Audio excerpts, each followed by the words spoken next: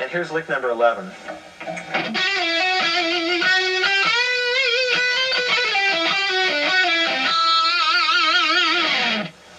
What's going on in the first measure is that we have a trill and then sliding down to the root of the scale. This is out of E Aeolian. Also, there's use of a bend and adding the whammy bar phrasing onto that.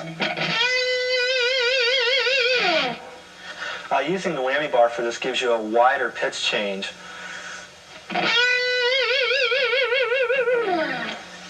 Also, at the end of the lick, you have a descending pattern on the G string, and you're adding notes below that on the D string. You can take this a little bit farther, adding notes on the D string, and playing it clear down to the low E.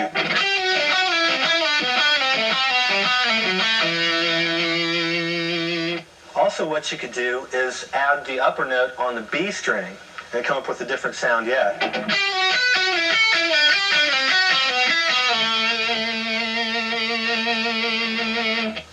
Now I'll play lick 11 for you slowly.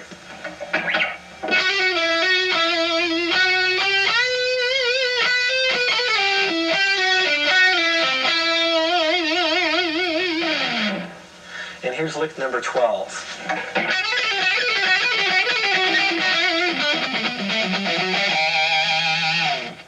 This lick incorporates a repeating phrase.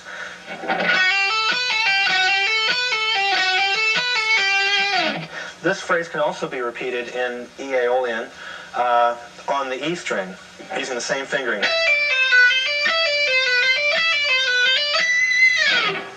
This lick also has a descending sequence in thirds.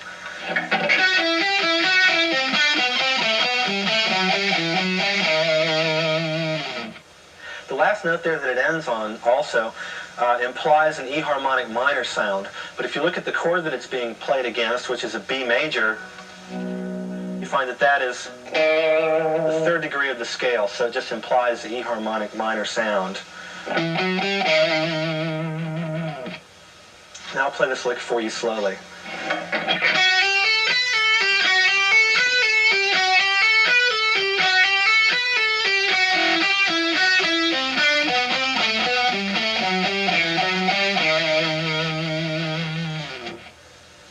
And here's lick number 13.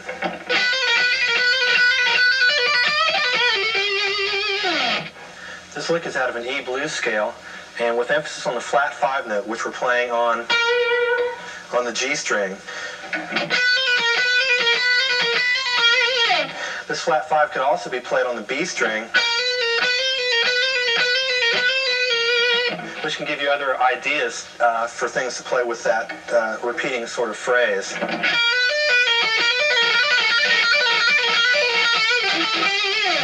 Or you could do something like this using the flat 5 on the 3rd string.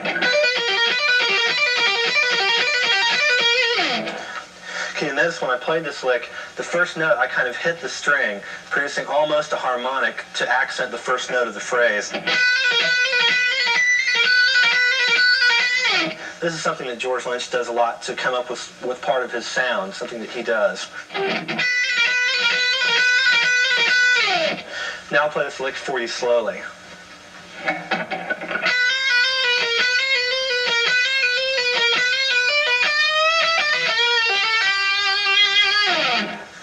And here's lick number 14.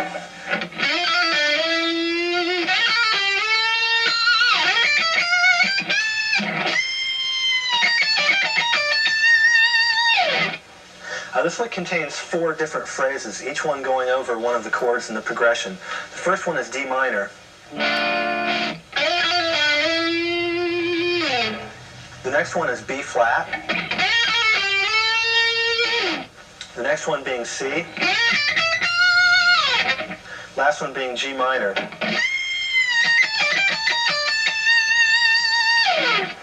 Each one of these licks comes from a pattern of D Aeolian. Now I'm going to give you each pattern, and then I want you to relate each phrase to the pattern to see where the lick came from. First pattern of D Aeolian. Next pattern.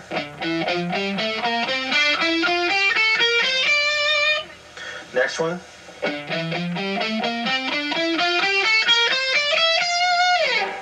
And the next one.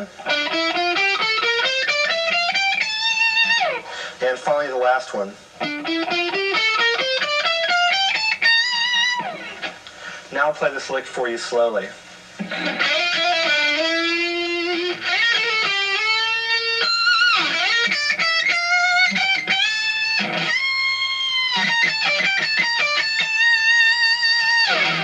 Here's lick 15.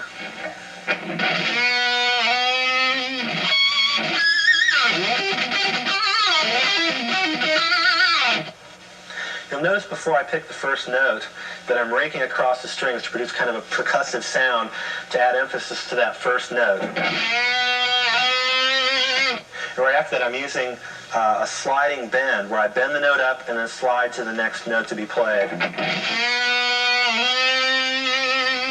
I almost release the bend while I'm sliding it, but I don't quite. You'll also notice in this the use of artificial harmonics, where I do the same sort of raking technique right before I play the harmonic. It helps to emphasize the harmonic. Now there's a lot of different things that you can do with picking harmonics. You might want to pay attention to where I'm picking the harmonic at, because you come up with different pitches where you pick it. You also know at the end of this, outlining the chords and the progression, the C going to the B with the use of arpeggio in the lick. And then resolving to E, the root of the scale that we're playing out of. Now I'll play the lick for you slowly.